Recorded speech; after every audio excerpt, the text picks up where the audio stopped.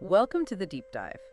Today, we've got a really intriguing subject lined up, the artist Bob Camblin. Yes, definitely fascinating. We have this fantastic collection of materials, his own quotes, bits from his biography, book reviews about his work, and even a YouTube transcript. A really rich set of sources. So the mission today, really, is to get a good handle on this artist who's been called iconoclastic and enigmatic. That sums him up pretty well, I think. We'll dig into his thoughts on, well, everything, art, life, hoping for some of those aha moments. Sounds great.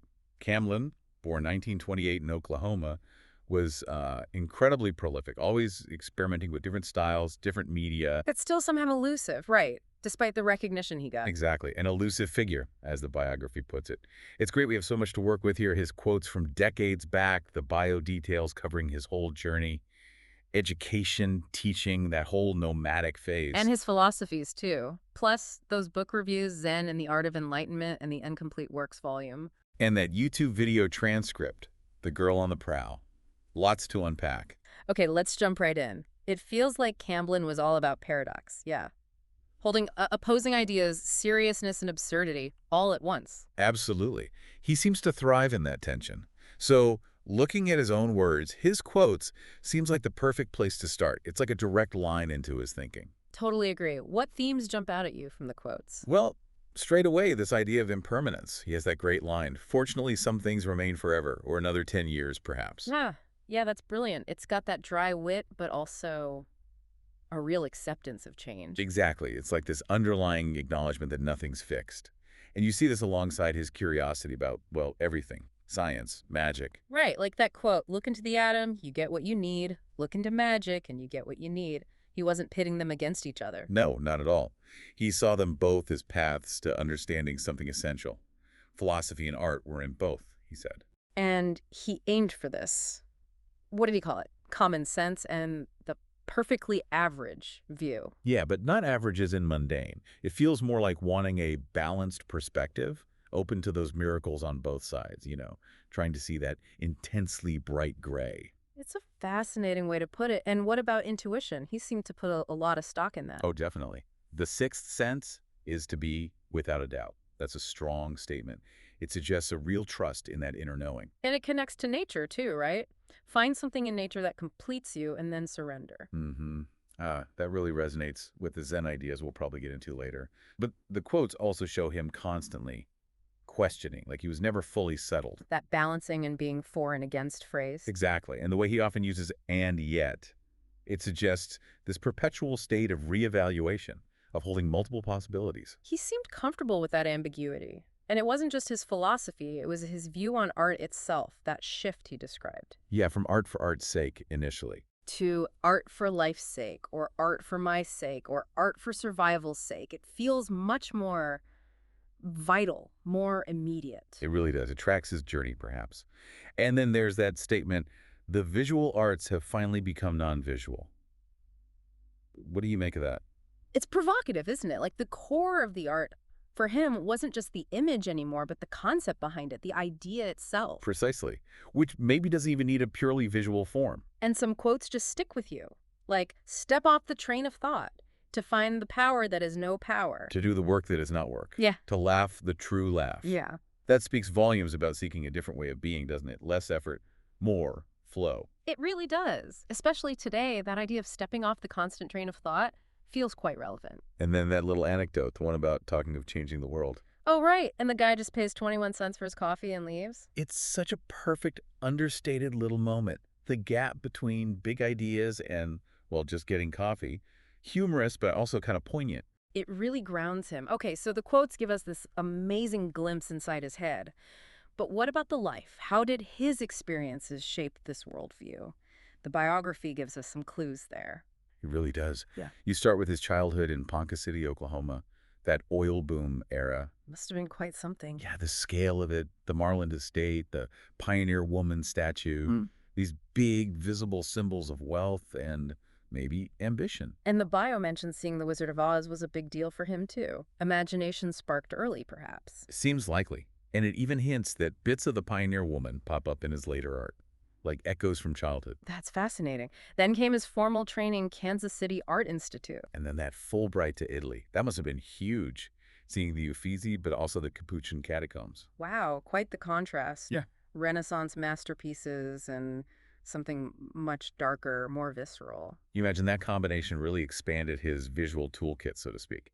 And his friend mentioned he was always reading, right? Even in class. Yeah, Forrest Harrisberger said he always had a book. That points to a real intellectual hunger constantly feeding his art. Absolutely. So after Italy, he taught for a while at different universities. Mm. But then Houston seems to become this key place. Right, Rice University, Yeah. and those collaborations with Earl Staley, Joe Tate, B&E Productions. Sounds like a really energetic, boundary-pushing scene. Mhm. Things like the tattoo show, the camping show, they were clearly challenging norms. And what was the holding firm? The bio mentions that concept. It sounds like maybe a more formal setup for their collaborations, like a shared studio or maybe a shared philosophy.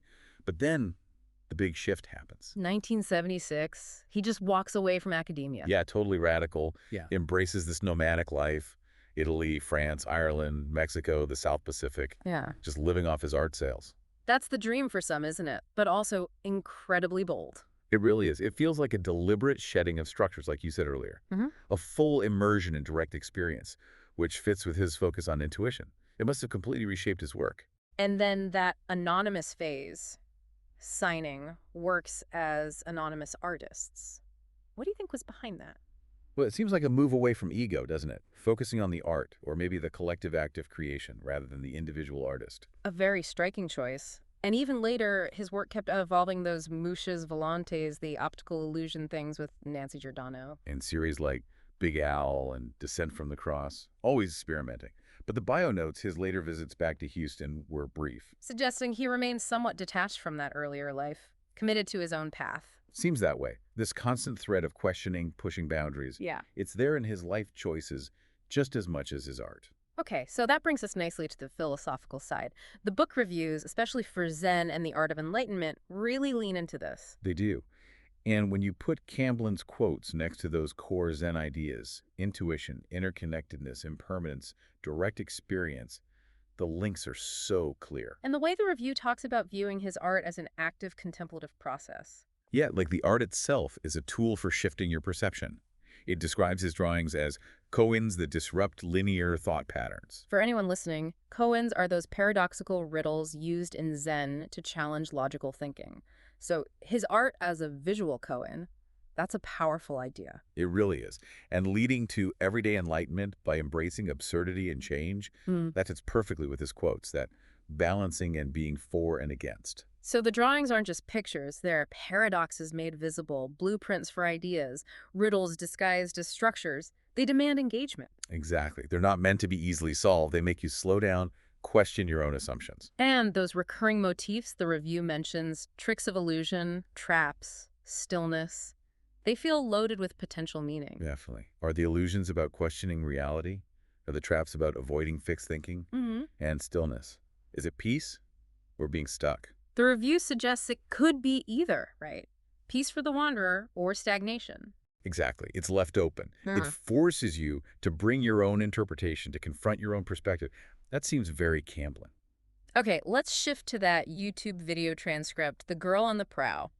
It feels like a little story encapsulating some of these bigger ideas. Absolutely. It's clearly allegorical. Victoria the fisherman, he's maybe tradition, the established way. And the girl on the prow, she's freedom, the unknown, a totally different kind of lure than the fish he's after. Right. And you immediately sense Victoria's internal conflict. He's drawn to her, to that spontaneity, but he's rooted in his familiar ways. It echoes Camblin's own journey, doesn't it? Academia versus the nomadic life, or just that internal balancing act he seemed to cultivate. It really does. And notice the philosophical name-dropping woven in Plato, Confucius, Socrates, Rumi, Buddha, Marcus Aurelius. A real intellectual tapestry, just like his biography suggested, with mentions of Emerson, the I Ching, haiku. Yeah, it shows a mind constantly engaging with these deep, diverse traditions of thought. And the video's message seems to be about multiple paths, right? There is more than one way to navigate. Exactly. And truth like fish can appear anytime you're willing to cast your line somewhere new. It accepts different approaches. Even losing the catch, you only lose what you cling to. That feels very zen, very much about non-attachment, like we were saying. It really ties back into that theme of impermanence and letting go. Yeah, It makes you reflect on how we handle change, doesn't it? definitely. And the ending. Victoria doesn't just dismiss the girl's way, he's open to trying the prow next time. Yeah, it's not an either-or. He values his path, but he sees the possibility of another, a potential and, not a rejection. So that little narrative packs in so much. Uh-huh. Balance, questioning, the pull of the unknown, finding your own way. Okay, as we start to wrap this up, let's think about his legacy. What's the lasting impact? Well, the biography and those quotes from other artists make it clear he had a significant impact, even if he wasn't always in the spotlight. Peers clearly respected his controversial and iconoclastic style. And the fact his work isn't everywhere probably adds to the mystique now. For sure. Earl Staley credits him with teaching fundamental drawing principles he used daily. Penny Serling talks about his constant questioning, how stimulating he was to work with. And Carolyn Farb, the collector, speaks about the pure joy in his art. Pete Gerson's description, mystical trickster figure ripe for rediscovery, feels spot on. It really captures that enigmatic quality. But the core legacy seems to be that commitment to challenging conventions, both artistic and maybe mental. And inviting viewers to actively participate, not just look. Exactly. Not giving easy answers, but posing those questions disguised as images, as the review said. So summing up this deep dive, Bob Camblin, a truly unique artist, impossible to neatly categorize. He lived in paradox, questioned everything, constantly pushed the edges of art and perception. Yeah, his work demands something from you. It's a personal engagement, full of these visual riddles rather than simple statements. Absolutely. And thinking about his idea, that quote about stepping off the train of thought, it's a good prompt for us, maybe. hmm Where in our own lives could we find that power that is no power, or do work that is not work, just by shifting how we look at things, resisting that urge to constantly analyze? Maybe, like Victoria in the video, we might find ourselves considering a new prow on our own journey, a different way of navigating. It feels like this exploration of Camblin's incomplete works is really just scratching the surface. There are probably so many more mysteries his art holds.